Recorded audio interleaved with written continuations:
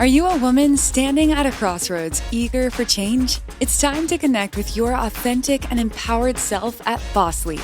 Join Dr. Sylvia Morris and Dr. Angela Walker in this empowering community where real-life stories of courageous and talented women inspire and motivate. Engage in honest conversations that foster well-being, drawing from our own journeys. Let us guide you toward profound growth and transformation in both your personal and professional life. Here are your hosts, Dr. Sylvia Morris and Dr. Angela Walker.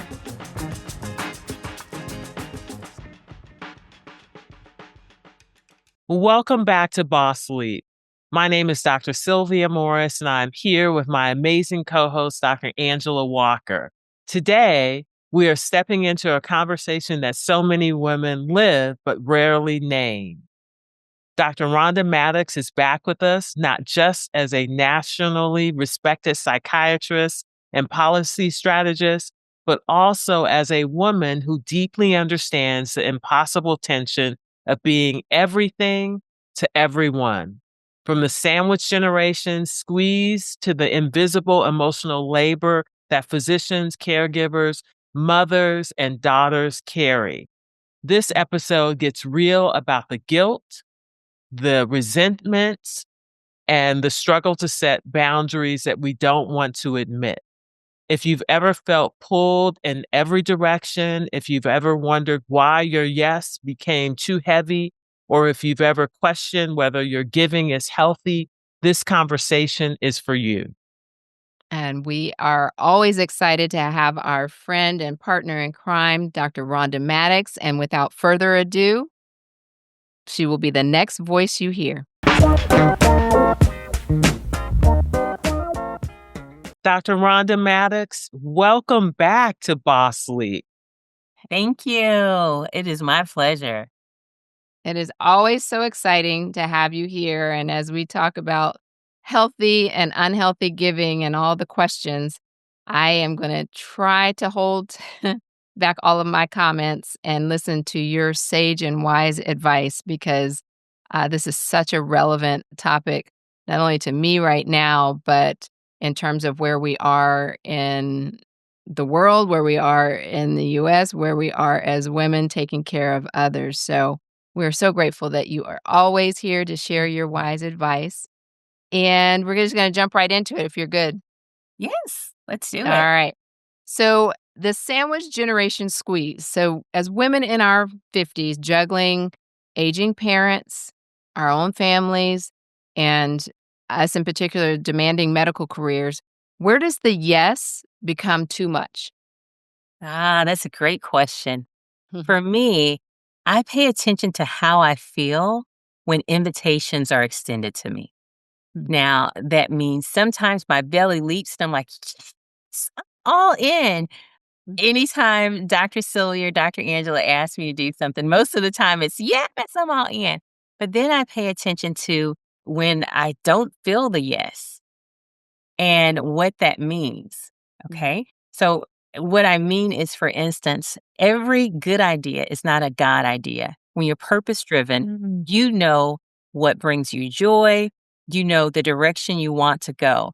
And as women, we're frequently taught to be nurturers.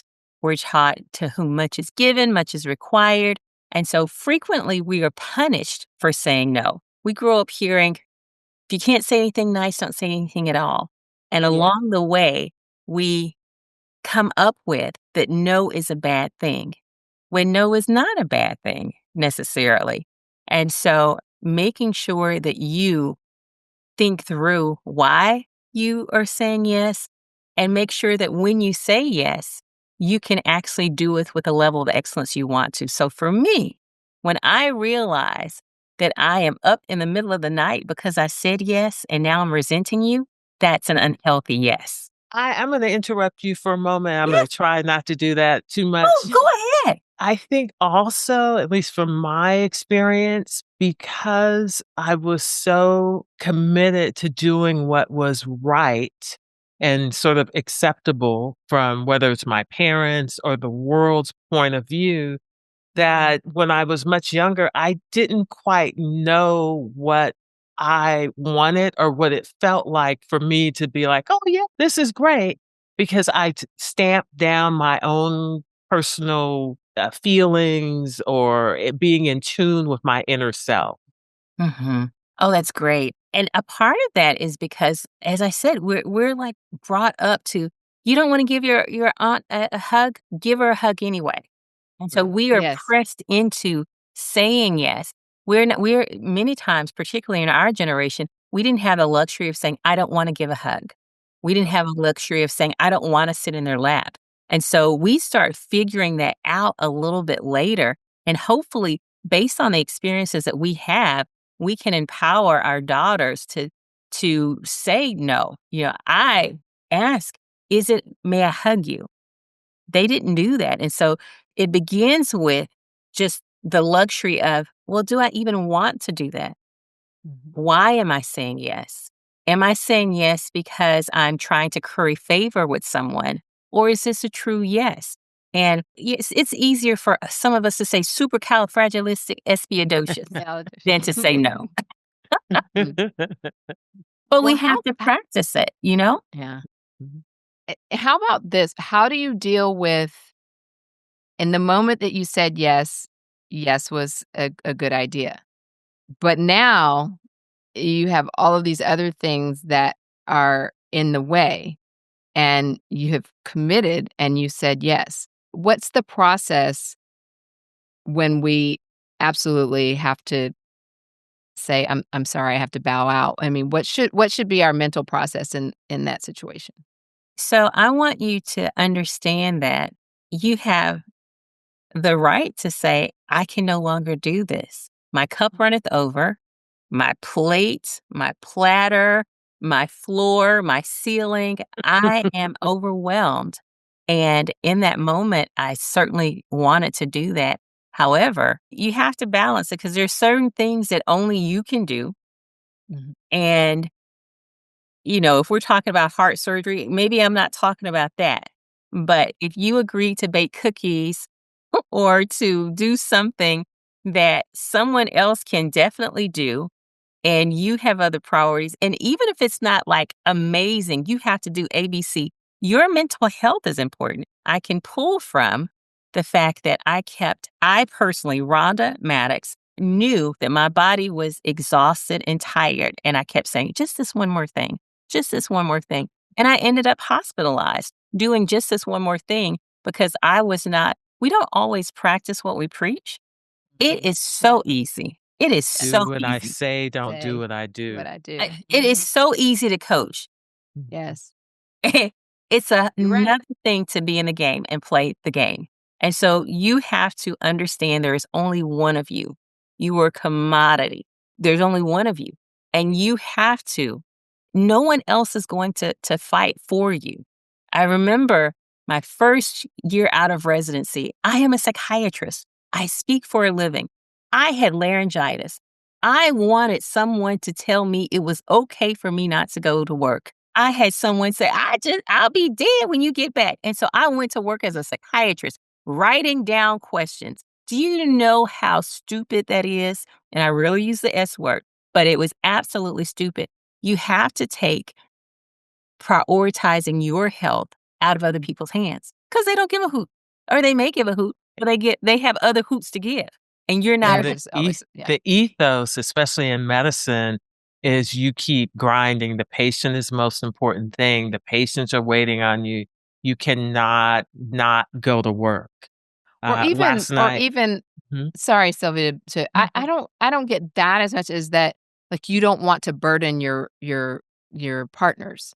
That You part too. Burden them. 'cause what were you gonna say about last night? No, I was having that very conversation as well. And what it came down to is started burdening your partners as well. Dr. Rhonda, you brought up kind of the concept of the only one. You're not the only one. But what happens when you're the only child? So the three of us, among many things that we have in common, including being fabulous, is that we're only children. And when you are an only child, the responsibilities for caregiving fall to you. because again, we're the only child. So and we won't even get into the gender thing, we're the only girls. How do we navigate that? That is nuanced because right now we have the benefit of funds. But Yeah. Thank you, Lordy. when I was navigating my mother's last days, I was in medical school and I didn't have the Mhm. benefit of funds. So right now, I would say delegate, hire, whatever. That's privilege. So Yes. I have the benefit of having privilege, but I also have the benefit of remembering when my mother was in med school and I was navigating, and there were no funds, there were no resources. I was it. I took Mhm. and I would never recommend this, but I'm going to tell you what I did. I took off. I left medical school for a while, and I didn't want, we don't want to put our parents in nursing homes. I didn't want her in a nursing home. She didn't want to be in a nursing home. And so I bossed up.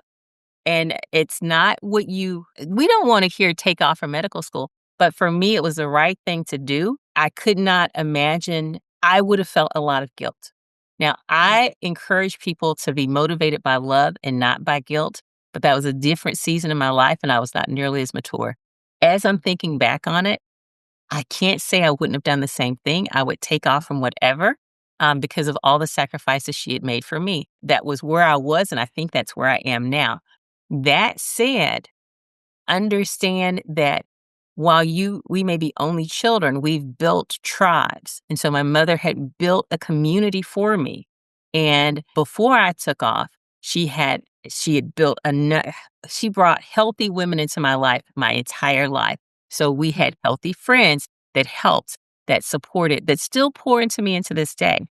The issue is, though, there are many women who are watching this segment who do not have the luxury or the benefit of being reared by a healthy parent. And so there's resentment that is associated with caretaking. They don't have, they may not have the benefit of having a healthy tribe. They may not have the benefit of having healthy siblings. And so when we're talking about this, we're talking about it from a luxury of really having some healthy community. But understand when you don't have healthy community, particularly in your siblings, you have to build it. And if you've not had a healthy community, may have a lot of toxicity. And honey, go get some therapy and work through it so that you can start building a healthy community. And I hope that doesn't sound patronizing or whatever, but you get where I'm coming from? Yeah, Mhm. that's spot on. And my mother transitioned when I was in medical school, but she had a really strong tribe. And her wish for me is that I stay in medical school. So I didn't have to go home.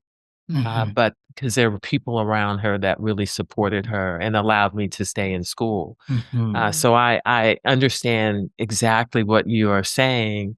And Yeah, yeah, I hope that whomever in our audience is listening to this understands that you make the best decision at the time based on the information that you have.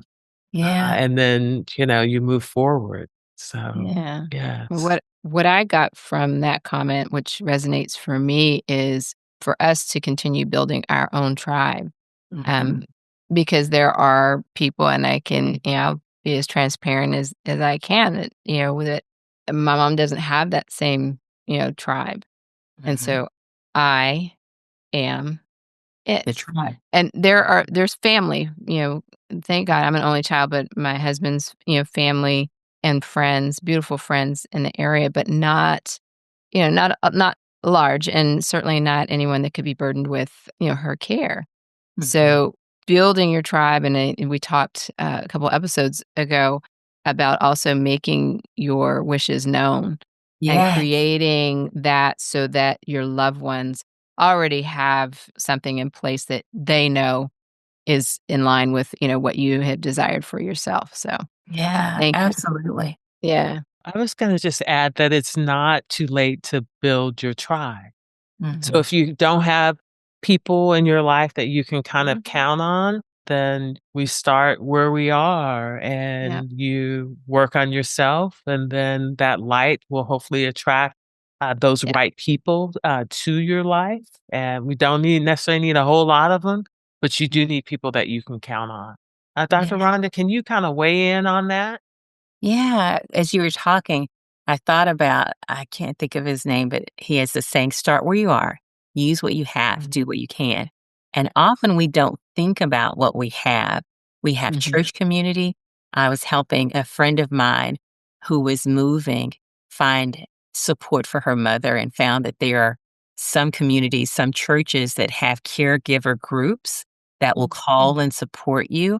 And so when you are a caregiver and you're an only child, many times you just jump in, but also realize, I just Googled Albany caretaker and all this stuff started coming up. And so there's certain caregiver groups. You can check in with AARP. Many times they know of support systems that are in place that we don't know, and the city organization. So don't just think about it from a who in my family can help, but checking in with churches, checking in with AARP, checking in with different organizations so that you can see support groups, and then calling Medicare, the insurance company, or Medicare or whatever the insurance company is, and then asking about specific resources that they have for them can be helpful. While I'm not navigating the caregiver journey right now, so many of my friends and colleagues are that I've become an adjunct caregiver champion. Yeah. Even when I'm speaking at groups, last Saturday, I was speaking on grief and I interrupted my session to say, we need to have this talk on caregivers the next time. And they're like, yes, we do. So, Yeah.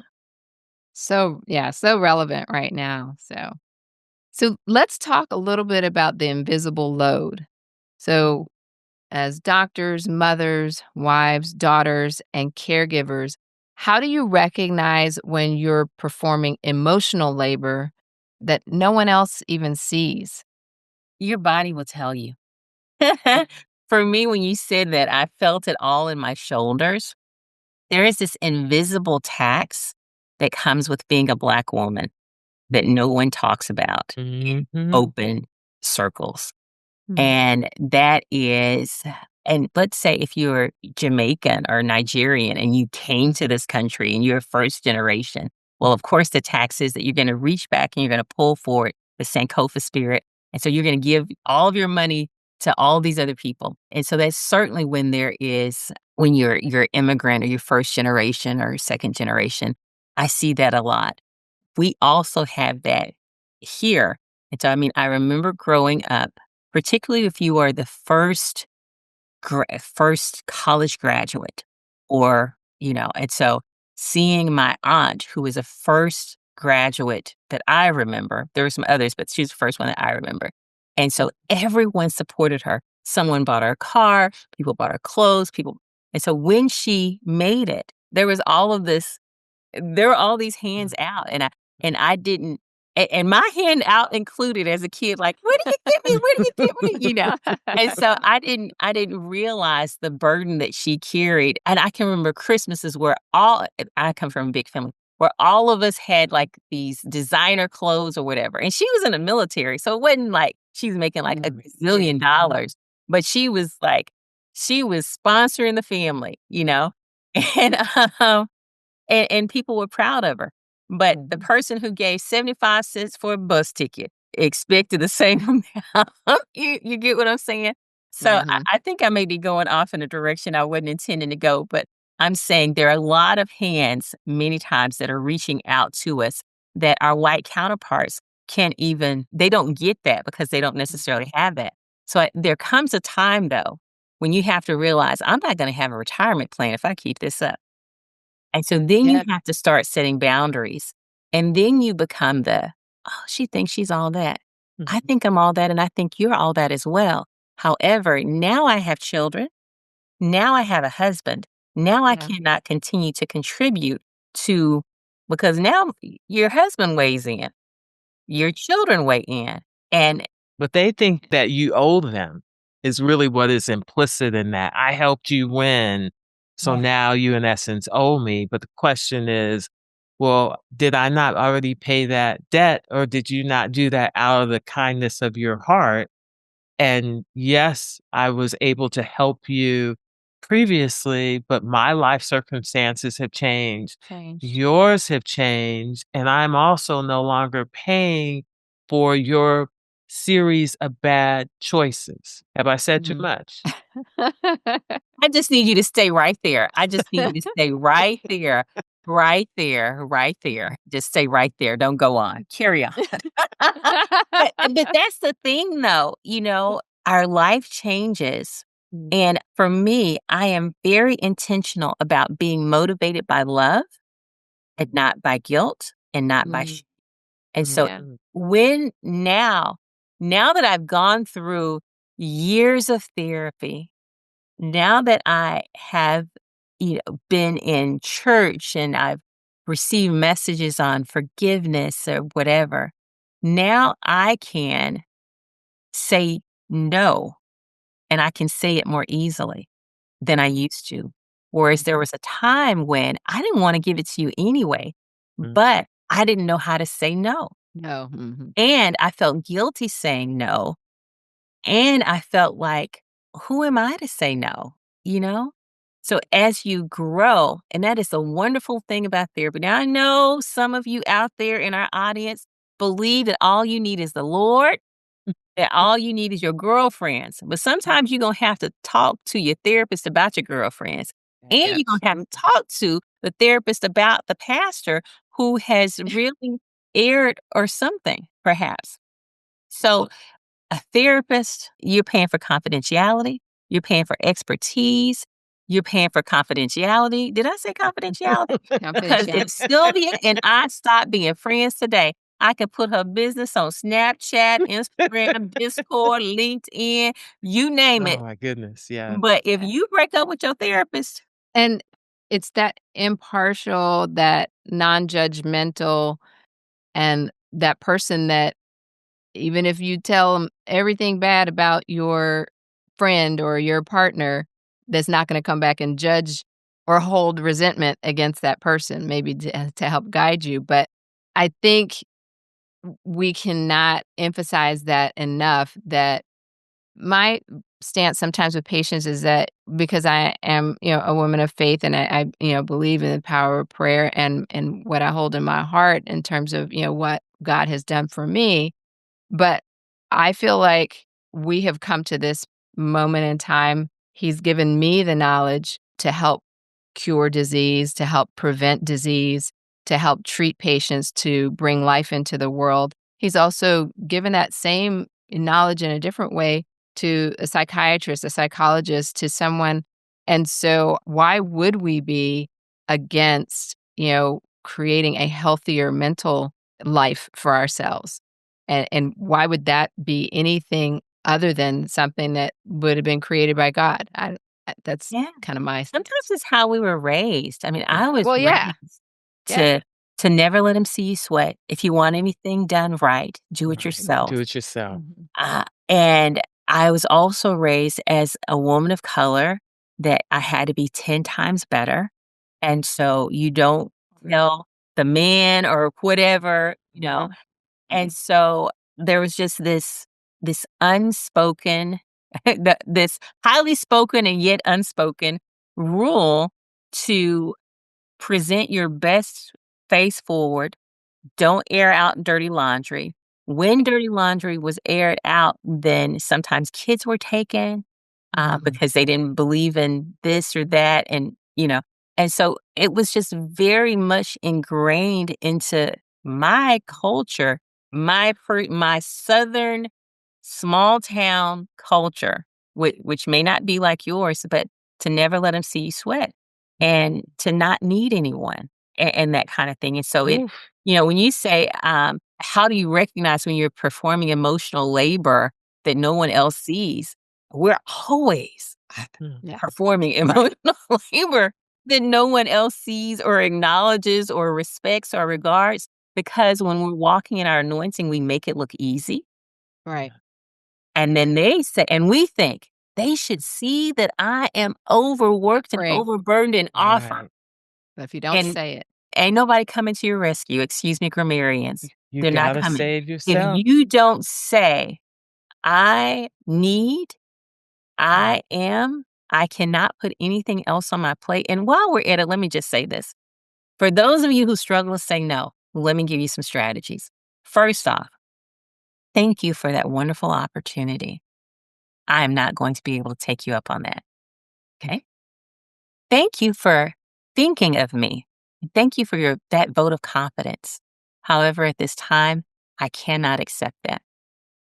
Let me give that some thought. And if there is something that I can take off my plate, I may circle back. Number 4, that is not my scope of expertise or an area that I'm interested in continuing to expound upon. Have you considered ABC? That is her gift. Next Yep. I'll one, be writing those I'll down. get back with you. That's That's my good. favorite. So I That's a think good this one. is a perfect place to pause so that we can continue our conversation in the next episode. So, Dr. Rhonda, we are going to thank you and we will continue our conversation. So please stay tuned. So, Dr. Rhonda, we have talked about a lot of things, and I think now it's a good time to talk about guilt. So, we know that people have expectations, and if we fail to meet their expectations, sometimes we feel guilty. And please clean up if I'm not saying that correctly, but maybe I was just oversharing. Let's talk about guilt. Ah, guilt, guilt, guilt, guilt, guilt, guilt, guilt. Where does it come from? I think we sometimes hear the voices of our parents Mm, in our head, and and our guilt is informed by things that we've heard growing up as a child. Sometimes we know what we've thought about others. In our secret place, we may not have expressed it, but we know the secret judgments we've made about others. And we imagine that if we do ABC, that they're going to put those same judgments that we harbor about others on us. secret So judgment. that's that. And then sometimes it comes from our faith. And I'm going to give you an example. When I was carefree and child free and husband free, I would see these mothers out and their kids could be hanging from the ceiling and they would just ignore them. They And raise kids? and I would think, "What?" Or I would see these mothers and they would be dressed to the nine. Meanwhile, the children looked homeless. And I would think, "What?" And now that I am a married mother of a teenager, I understand that those judgments were quite unfair. And I imagine that people are judging me quite the same. And so I can remember a particular incident that I am ashamed to share, but I'm going to share. And the backstory is my husband is in ministry. I'm in ministry. And so, you know, there's a certain way people expect you to look and your child to look. And my daughter loved pinstripes, spots, in whatever. You And mean polka dots? polka dots, I polka like a dots, polka dot. What's wrong with a polka pinstripes, dot? polka dots, leopard print, and she put them all together. Own style. Outfit. And I'm imagining what is going to happen. And so one of our biggest arguments happened over my child's creativity that I did not respect. Okay. But it was from my imagination of what I'd heard these other ladies saying and what I myself had also thought. So Old that's church ladies? Sorry. the old church ladies. Well, and Mhm. some of the young church ladies too. Oh, Okay. And yeah. then don't be a part of organizations where you perhaps a Greek organization or you name it, then you feel like there are these standards that you need to hold to, Oh, too. and that type of pressure makes you feel guilty. So that's and then the other thing is just people downright try to make you feel guilty. You have mothers, you know how they'll do you. You have old grandmothers or old aunts and uncles who will throw their expectations on you, and then there you go trying to pick it up and be about whatever their expectations are. And I'm just gonna tell you, it's exhausting. And after I realized, because I would do stuff and I said, "Oh, if I don't do this, they're gonna think I think I'm blah, blah, blah." Well, right about the time when I realized they thought that regardless of what I did, I said, "You know what? They don't like me anyway. They think bad things about me anyway. So I should just be happy doing some of the stuff I want to do." I feel like you wanted a doctor answer, and I just gave you an old girlfriend answer, okay? I think that's real, and I mean, beyond, like, your parents and those type of expectations, it's societal expectations, right? Like, what society thinks you should do when, your kids are doing this or doing that, and, what society says should happen our community says should happen when your aging parent becomes ill, and so we live to, I think, a lot of times to our own detriment, trying to live up to what we think those expectations are. So I think that's why the conversations are important, to know that there are a range of options that, can happen when we're raising a child or in a marriage and, taking care of the elderly. But most importantly, it is what aligns with you and what, helps you to live in this world. We're not living for trying not to live for somebody else's expectations. Mhm. Am I What do you think, doctor? I would just say the guilt sometimes comes as we're approaching Thanksgiving and Christmas and the holidays.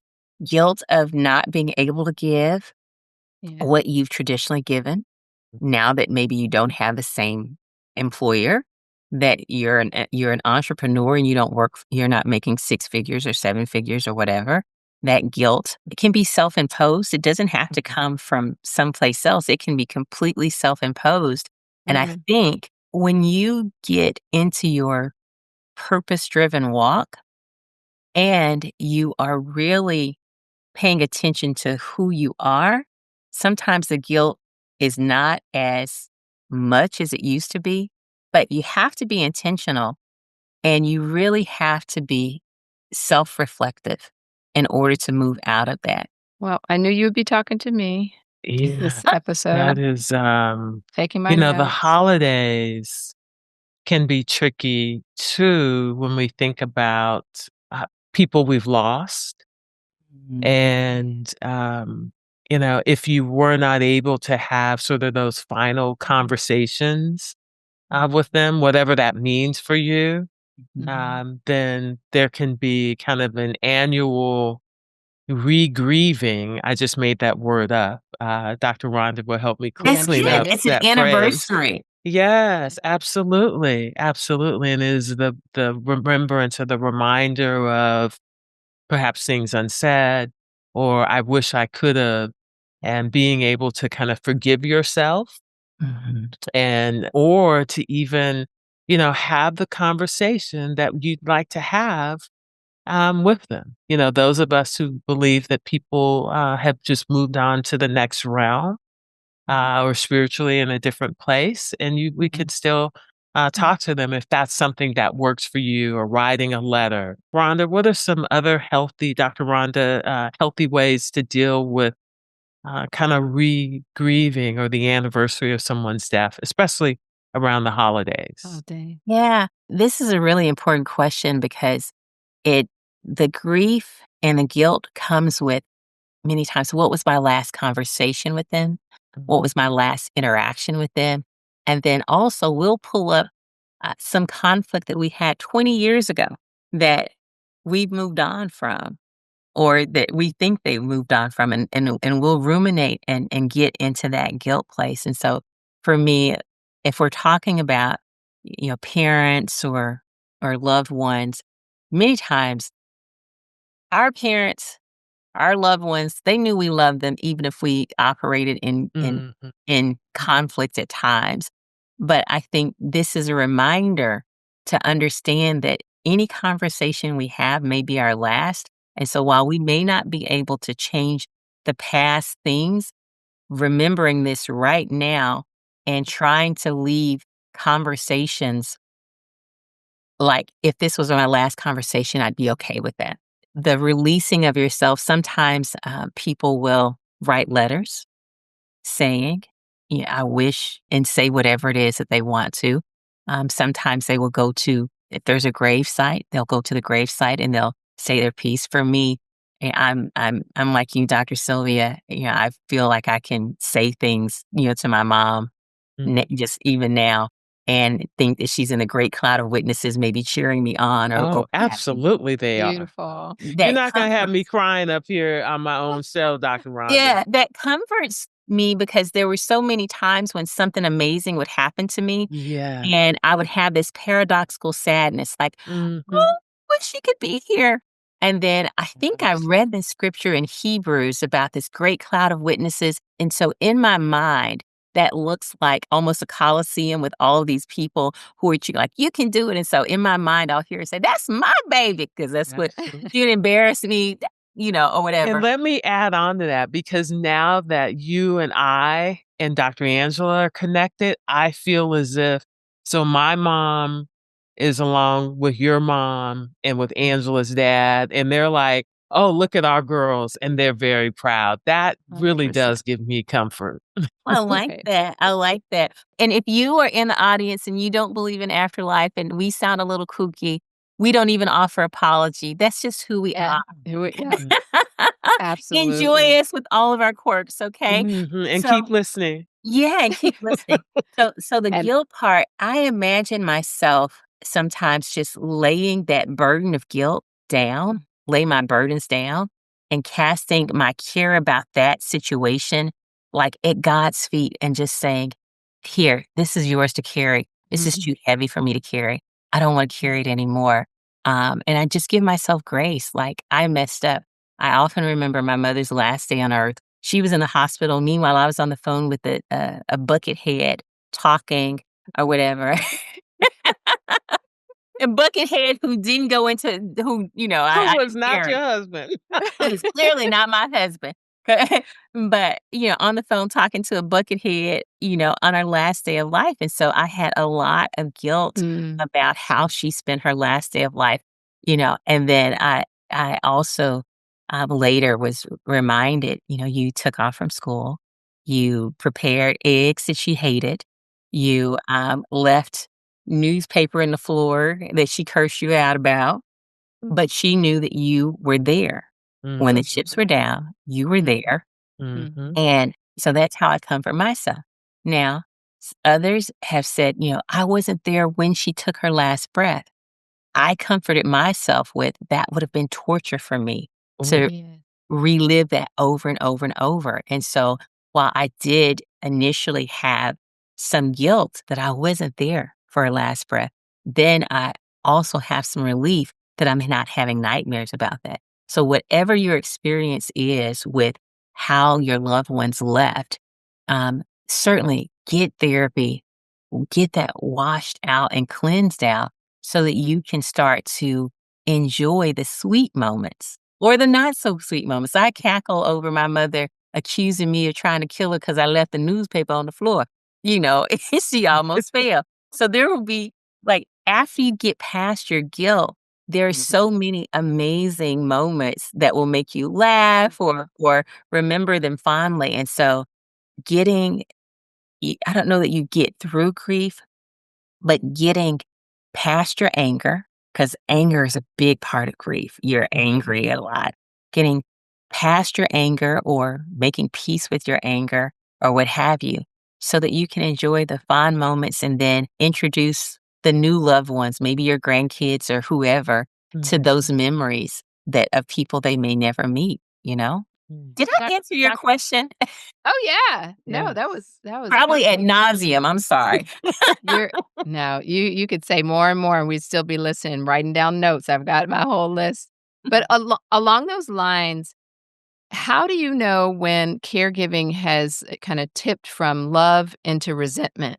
And what do you do when you realize you're kind of keeping score or when you're in those moments of resentment? And I'm just gonna go a little bit further because well, I guess it's a two-part question. I also find myself, if I do feel that resentment, going back to that guilt, because I actually have a mom that's still here that, and I know that whatever I'm feeling, there are really close friends, you all, and others that don't have that may potentially give to be in my situation. Mm. I think your body will tell you, and your emotions are not good or mad. They are indicators. Think of it as red light, yellow light, green light. So those feelings are feelings. They're not facts, they're feelings, but they may be letting you know you're not getting enough rest. You're not asking for help when you need it. You are stuffing your emotions and you're not doing anything with them. And so when you say something like, Mom, I love you, I'm exhausted. I got to get some rest.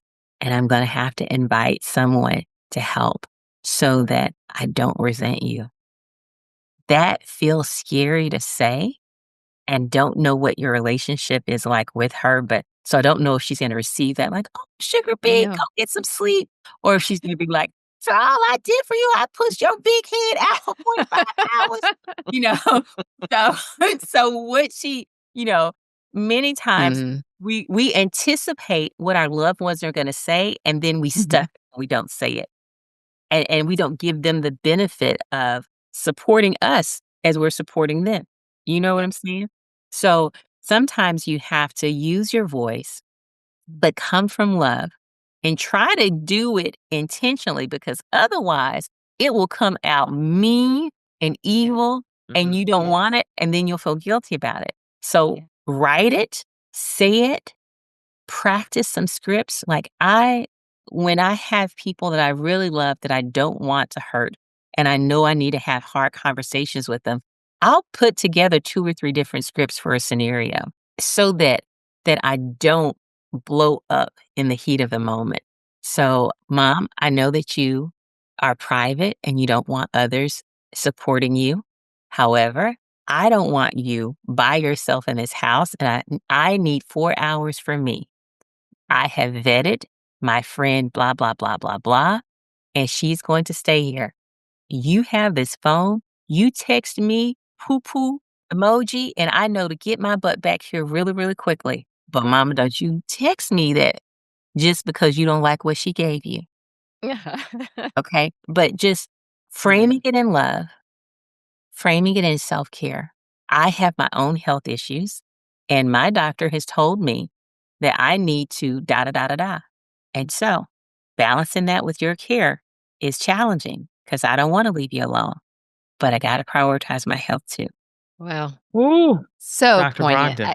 This was, yes, but just so relevant, well, obviously to me, but All relevant of us. All to of all of us. us and our Yes. listeners for sure. And in everything you had to say today in terms of going, like you said, going into the holidays with all of these feelings and emotions, I feel like you've given us somewhat of a playbook Mhm. and some comfort in knowing that it's okay to say no, to set boundaries, but to be intentional, and that's all great advice. So very happy. I might have to chat GPT my script. I think that might be helpful Oh, for for sure. me. But that's a sign of a good therapist because my therapist says the same thing, and it has been it has definitely been a game changer for me because I find I am some of us are it's hard to find the words, and so if it's harder to find the words, then you just never say them. So yeah, Yeah. scripting is great. Let me just say, if you need to get things out, check out my book on Take 5 Pathway to Peace at drrhondamattox.org or on Yes. amazon.com so that you can start jotting down when you feel big feelings and then you can begin writing your script. See that plug? We did. Can you tell us the name of the book again? Take 5 Pathway to Peace. It's a 40-day journaling experience, and it is for the person who has a lot of health issues, the person who has anxiety, the person who has big emotions, or the person who just wants to express themselves a little bit clearer in the book so that they can practice and then get it out in the real world in a more polished way. So for all of us, basically. For all of us. Yes, I yes, love yes, it. for I all of us. love it. I love it. I Awesome, love it. awesome. And we have ordered the book. We are awaiting it coming. And Yes, once we excited. have it, we will have another conversation. I think this is a fantastic place to stop for this part of our conversation. And we will continue in part 2. So please stay tuned for part 2 on unhealthy giving with Dr. Rhonda Mattox. Thank you, Dr. Rhonda. My pleasure.